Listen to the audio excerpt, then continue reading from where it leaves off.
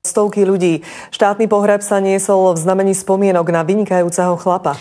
Na mimoriadny rozkaz ministra vnútra ho povýšili do hodnosti nadporučík in memoriam.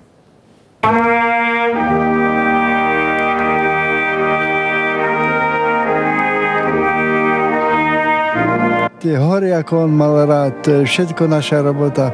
Máme na tom fakt veľkú zásluhu. My sme sa mali veľmi radi, len teraz som mu povedala, viete, že Peťo, nechoď, zase sa budem tak strašne báť. Nie len rodičia najbližší, ale aj silní chlapi záchranári dnes mali slzy v očiach, no všetci vedeli, že Peťo by nebol rád, keby vzlikali. Šéf horskej služby o ňom hovoril ako o mimoriadne zdatnom chlapovi. Práca záchranára je tímová práca a každé jedno ohnívko vlastne v tej reťazi je nepostradateľné a je veľmi ťažko nahraditeľné. Posielame srdečný pozdrav z medzinárodnej. Primátor Tatier dnes počas rozlúčky držal v ruke pohľadnicu, ktorá mu prišla z Pakistanu. Zasiaľujú Peter Šperka a Tóno Dobeš.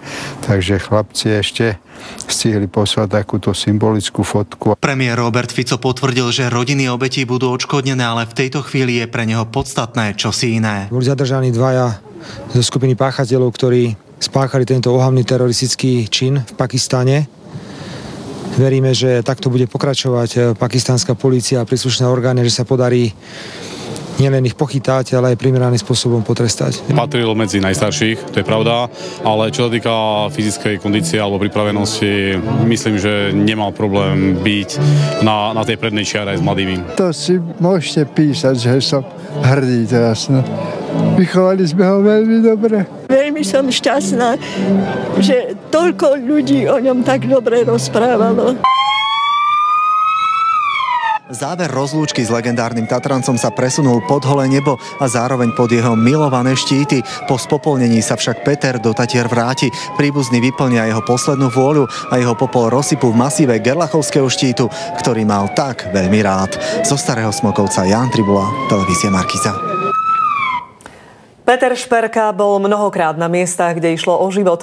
Takmer 30 rokov pomáha ľuďom, ktorí sa medzi tatranskými štítmi ocitli v núdzi. Ešte predtým ale musel vyriešiť dilemu, ako sa nastálo dostať do hôr. A tak prijal miesto športového referenta vo vojenskej zodrovni.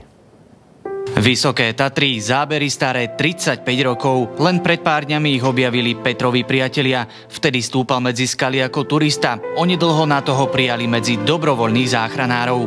Boli to stovky, možno aj tisícky ľudí, ktorým Peter nejakým spôsobom pomohol. Ani v najkritickejších okamihoch však nezabúdal na tímového ducha. Nebol to človek, ktorý by poznal slova zoberte tamto, choďte tam, urobte tamto. On bol vždy ten, ktorý to chytil, ktorý to spravil, ktorý to zobral. Na Gerlach vedel vystúpiť aj dvakrát denne. Okrem kondičky mu mnohí v dobrom závideli aj jeho večný optimizmus. Keď organizoval nejaký pretek a bolo takmer jasné, že podmienky sú zlé, počasie bude zlé, on stále veril tomu, že ten pretek bude. Proste sa zorganizuje a hotovo.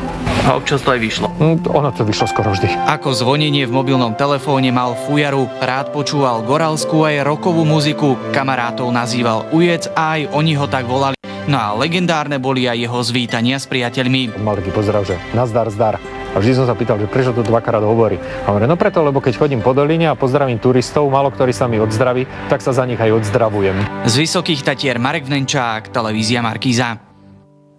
Ako spomienku na našich horolezcov sme dnes pripravili aj mimoriadny špeciál. Posledný pohľad z vrcholu. Práve ten je venovaný pamiatke Antona Dobeša a Petra Šperku. Môžete si ho pozrieť dnes večer po televíznych novinách.